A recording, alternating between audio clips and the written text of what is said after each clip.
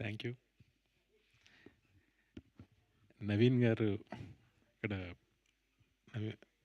Journalist ప్రభు ఉండాలి compulsory. ఎందుకంటే నవీన్ గారి గురించి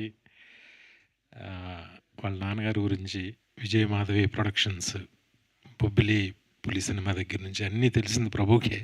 నీకు కూడా తెలుసా? థ్యాంక్ యూ నన్ను నవీన్ గారు పిలిచినందుకు. నాకు ఏదో ఒక నాస్టాలజీ. నేను అసిస్టెంట్ డైరెక్టర్గా అంటే కో డైరెక్టర్గా నేను పనిచేసిన నా ఆఖరి చిత్రం ఒడ్డే నవీన్ గారు హీరో. ఆయన సినిమాకే పనిచేశాను. ఆయన సినిమాకి పనిచేస్తుండగా నాకు ఆది సినిమా వచ్చింది డైరెక్టర్గా. అది బెల్లంకొండ సురేష్ గారే తీశారు నవీన్ గారితో. ఈయన సినిమాకే నేను స్విట్జర్లాండ్ వెళ్ళినప్పుడు నాకు ఎన్టీఆర్ పరిచయం. కానీ ఆదికి నాంది నవీన్ గారి సినిమా, అక్కడ పనిచేయటం వల్ల అది వచ్చింది. Thank you. నన్ను ఎంతో ప్రేమగా, ఎంతో ఇష్టంగా, ఎంతో ఇదిగా చూసేవారు నవీన్ గారు. ఒకరోజు ఆయన కెరియర్లో ఆయన చేసిన 90% సినిమాలు, 90% కంటే పైనే ఆయన ఇష్టంగా చేసినవి కాదు. అది నేను ఆయన మనసులోకి దూరి నేను చెప్పగలను. ఎందుకంటే నేను పనిచేసింది ఒక సినిమా అయినా కూడా ఆయన చాలా మదన పడుతూ ఉండేవారు. ఏదైనా సీన్ వచ్చినప్పుడు ఏంటిది ఇలా ఏదో పాపం ఒకలా రెస్ట్లెస్గా ఉండేవాడు ఆయన. నాకు అర్థమయ్యేది అది. ఒకరోజు నేను అనుకోకుండా ఒక సీన్ ఏదో రాశాను. ఇది ఎవరు రాశారని అడిగాడు ఆయన. అడిగితే నేను మామూలు రైటర్ పేరు ఎవరో రాశారన్నాను. బట్ ఆయనకి మనసులో కనిపెట్టి ఆ రోజు మధ్యాహ్నం నన్ను భోజనానికి పిలిచాడు ఆయన.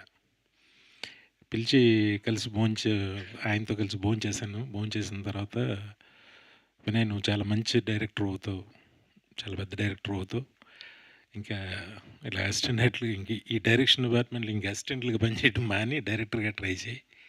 నీకు ఏ సపోర్ట్ కావాలన్నా సరదా మన ఆఫీస్లో కూర్చో. అది అని ఎందుకో నన్ను చాలా ఇష్టంగా చూసేవారు. Thank you sir. దానికి ఇప్పటికీ పాపం ఆయనకి ఎప్పుడు తృప్తిగా అయితే నేను కరెక్ట్ అయితే మీరు ఆయనకి నచ్చి ఎప్పుడు పాపం ఏ సినిమా కూడా ఆయనకు నచ్చి పూర్తిగా నచ్చి చేసినవి చాలా తక్కువ సినిమాలు ఉంటాయి. ఎందుకంటే ఆయన ఫ్యామిలీ బ్యాక్గ్రౌండ్ కావచ్చు, ఆయన పెరిగిన విధానం కావచ్చు, అప్పటికి ఆయనకి తెలిసిన, ఆయన చూసిన సినిమాలు, ఆయనకి తెలిసిన ప్రపంచం, దానికి ఈక్వల్గా అప్పుడు ఇక్కడ ఎవరు లేరు నిజంగా. ఎందుకంటే వాళ్ళ ఇన్ఫ్లుయెన్స్. మేము స్విట్జర్లాండ్ నుంచి వస్తుంటే కాస్ట్యూమరు ఫ్లైట్లో సిగరెట్ కాల్చాడు టాయిలెట్లో. మేము ఫ్లైట్ ఇది ల్యాండ్ అయ్యేసరికి AK-47 గన్స్తో వచ్చేసారు. ఆ కాస్ట్యూమర్ని అరెస్ట్ చేశారు. ఎవరికి ఏం తెలీదు. చెన్నైలో జస్ట్ ఒడ్డే నవీన్ గారు ఎవరితో ఈయన జస్ట్ ఒక ఫోన్ కాల్ చేసి మాట్లాడారు. వెంటనే బయటకు వచ్చాడు. ఓ ఇంత ఇన్ఫ్లుయెన్స్డ్ అయినా అనుకున్నాను నేను అప్పుడు. కానీ ఆయన వెళ్ళాల్సిన స్థాయికి వెళ్ళారని నేను అనుకోను. కానీ ఈ సినిమా పెద్ద హిట్. ఎక్కడి నుంచైనా ఆయనకి నచ్చిన సినిమాలు, మంచి సినిమాలు రావాలని మనస్ఫూర్తిగా కోరుకుంటున్నా. ఈ సినిమాతో ఫస్ట్ టైం డైరెక్టర్గా వస్తున్న కిషోర్ కమల్ కానీ అందరికీ, టీం అందరికీ మంచి సక్సెస్ రావాలని మనస్ఫూర్తిగా కోరుకుంటున్నా.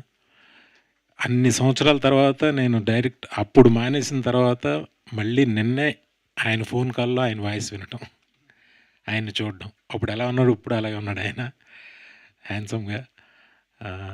All the best sir. Thank you. నన్ను ఎంకరేజ్ చేసినందుకు చాలా థ్యాంక్స్ అండి. నా మీద ఎంతో నమ్మకం పెట్టుకున్నారు మీరు అనుకున్నట్టే కొంతవరకు సాధించగలిగా నేను కూడా. Thank you sir. Thank you very much నన్ను పిలిచినందుకు. మిమ్మల్ని చూడటం చాలా ఆనందంగా ఉంది. చాలా exciting. Thank you very much. Thank you so much. Cinema పెద్ద హిట్ అవ్వాలని మనస్ఫూర్తిగా కోరుకుంటున్నా. Thank you sir. హంబుల్నెస్కి కూడా ఒక ఇది ఉంటుంది సార్. నేను కూడా ఎంతో కొంత సాధించానంట సార్. మీ బ్లాక్ బస్టర్స్ ఒక రికార్డులు తిరగేస్తే చెప్పుకోవడానికి రోజు సరిపోదు. సో సార్ మీరు ఎంత సాధించినా సరిపోదు. అది కరెక్టే సార్. మీరు వడ్డే నవీన్ గారు ఒక స్టేజ్ పైన ఇలాగా రేర్గా, అంటే అనుకోకుండా ఇలాగా కోఇన్సిడెంట్ జరిగింది కాబట్టి ఈ సిచ్యువేషన్లో నేను ఒక క్వశ్చన్ అడిగేద్దాం అనుకుంటున్నాను. మొన్న కూడా సార్ ఇంటర్వ్యూలో జిష్ణు గారు కూడా కనిపించారు మాకు. జిష్ణు, సో ఏమన్నా ఆ అనుబంధాన్ని నెక్స్ట్ జనరేషన్‌కి కూడా తీసుకొని వెళ్ళాలనుకుంటున్నారా? లాంచింగ్ ఏమైనా ప్లాన్ చేస్తున్నారా? అవి కూడా ఇక్కడే మాట్లాడేద్దాం అనుకుంటున్నాం. నాకు నిజంగా తెలీదు. నేను ఇప్పుడే అడిగా.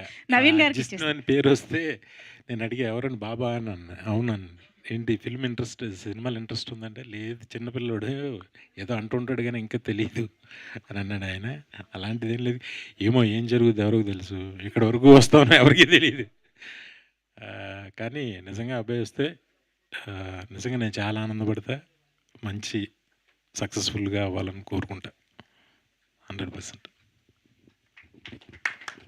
యెస్. అండ్ ఆ లాంచింగ్ మీ బ్లెస్సింగ్స్ ద్వారా కూడా జరగాలి అని మనస్ఫూర్తిగా కోరుకుంటున్నాం sir. Thank you so much. So Naveen గారికి నేను అప్పుడే ఇవ్వను మైక్. లాస్ట్‌లో విందాం ఆయన మాటలు.